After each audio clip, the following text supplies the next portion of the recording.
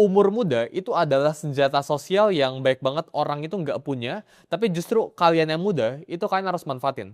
Ketika umur kita itu masih muda, ya anggap lu itu masih di bawah umur 25, orang-orang di luar sana yang umur 30 atau 40 yang punya bisnis, ya yang punya pekerjaan, yang sudah berkarir, itu cenderung memandang rendah orang-orang yang masih umurnya itu muda.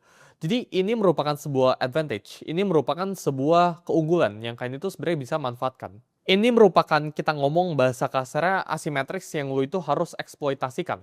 Karena ketika umur lu itu masih muda, orang itu punya ekspektasi yang rendah sama lu. Sedangkan ya ketika umur lu itu udah 30, umur lu udah 40, orang itu udah mulai punya ekspektasi sama lu. Tapi ketika orang itu lu itu masih kecil, ya umur lu itu masih di bawah 25, kita ngomong orang itu meremehkan, orang itu nggak punya ekspektasi apa-apa. Dan window ini akan segera tertutup ketika lu udah di atas umur 25.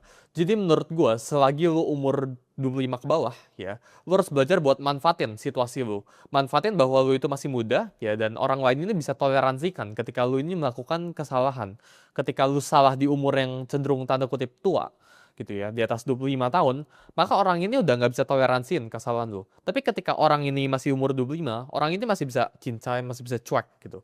Jadi jangan appear too strong, jangan pengen terlihat kuat, jangan pengen show off, jangan pengen pamerin diri kalian, tapi justru manfaatin umur kalian yang masih muda ya ke orang-orang yang ada di luar sana. Ekspektasi rendah itu bakalan masukin lu ke ruangan-ruangan yang lu susah masuk.